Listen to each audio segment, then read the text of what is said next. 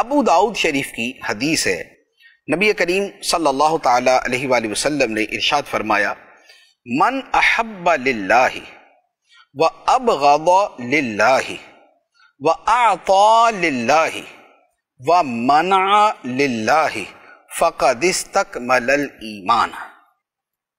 فرمایا جس شخص نے اللہ کی خاطر ہی کسی سے محبت کی اور اللہ ہی کی خاطر کسی کو ناپسند کیا اور کسی کو دیا تو اللہ کی خاطر دیا اور کسی کو دینے سے رک گیا تو اللہ کی خاطر رک گیا، تو بے شک اس نے اپنے ایمان کو مکمل کر لیا، اس نے اپنے ایمان کو مکمل کر لیا۔ اب یہ چار چیزیں جو بیان کی ہیں، چاروں کا تعلق کیا ہے کہ ہر شے کے پیچھے اللہ کی رضا، اللہ کی محبت ہے۔ کہ کسی بندے سے، کسی جگہ سے، کسی شے سے محبت تو کس لیے؟ احب للہ، اللہ کے لیے۔ جیسے مثال کے طور پہ ہم مکہ مکرمہ سے پیار کرتے ہیں، کیوں؟ اس لیے کہ خدا کا گھر ہے اس میں۔ ہم مدینہ منورہ سے محبت کرتے ہیں، کیوں؟ اس لیے کہ محبوب خدا صلی اللہ علیہ وآلہ وسلم کا وہ شہر مبارک ہے۔ ہم صحابہ کرام سے محبت کرتے ہیں، سیدنا صدیق اکبر، سیدنا عمر فاروق، سیدنا عثمان غنی، سیدنا علی المرتضیٰ، حسنین کریمین، فاطمہ الزہرا، جملہ بنات طیبات، ازواج مطہرات اور صحابہ کرام رضی اللہ تعالی عنہم اجمعین۔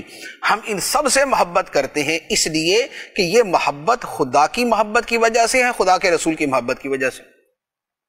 اولیاء کرام سے محبت کرتے ہیں، کیوں؟ اس لیے کہ یہ خدا سے تعلق رکھتے ہیں۔ ہم علماء دین سے محبت کرتے ہیں، کیوں؟ اس لیے کہ یہ دین کے علماء ہیں، اور دین کیا ہے؟ دین خدا کا پیغام ہے۔ تو چونکہ علماء دین یہ خدا کا دین ہم تک پہنچاتے ہیں تو خدا کی وجہ سے ان سے محبت ہے، تو محبت اللہ کے لیے۔ اور اسی طرح کوئی ناپسند ہے، خواہ وہ جگہ ہے یا وہ بندہ ہے یا وہ عمل ہے یا وہ شے ہے، وہ ناپسند بھی اللہ کی وجہ سے۔ جو بندہ خدا کے وجود ہی کا منکر ہے، جیسے دہریہ، ہمیں اسے بغض ہے، ہمیں وہ پسند نہیں، کیوں؟ اللہ کی وجہ سے۔ جو خدا کے ساتھ کسی بت کو یا کسی بندے کو شریک ٹھہراتا ہے، ہمیں وہ ناپسند ہے، کیوں؟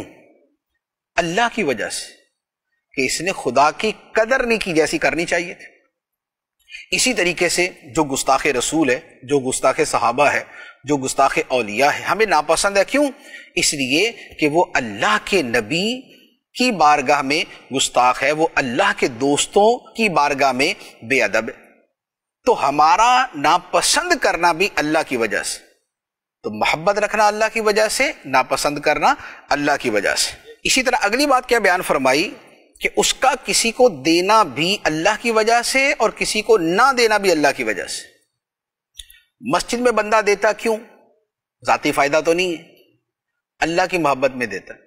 کسی مدرسے میں دیتا ہے، کسی جو ہے وہ دیندار کی خدمت کرتا ہے، کوئی دین کا مبلغ ہے، وہ اس کے لیے سہولیات پرووائڈ کرتا ہے، کیوں؟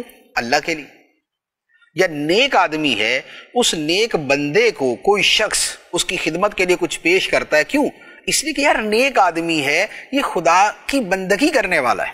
اور کسی سے روکتا ہے، کسی کو نہیں دیتا تو بھی اللہ کے لیے، کہ میں اسے دوں گا تو یہ گناہ کے کام میں خرچ کرے گا، لہذا میں اسے نہیں دوں گا، خدا کی نافرمانی کے کام میں خرچ کرنا میں اسے نہیں دوں گا۔ تو اب آپ دیکھیں کہ حدیث مبارک کا جو سارا مفہوم ہے وہ سارے کا سارا اللہ کی محبت کے گرد گھومتا ہے۔ کسی سے محبت ہے اللہ کی خاطر، کسی کو ناپسند کیا اللہ کی خاطر، کسی کو دیا اللہ کی خاطر، کسی کو دینے سے رک گیا تو بھی اللہ کی خاطر۔ تو فرمایا کہ جس میں یہ خوبیاں پائی جائیں گی فَقَدِ اسْتَكْمَلَ الْإِيمَانَ، تو بے شک اس نے اپنے ایمان کو مکمل کر لیا۔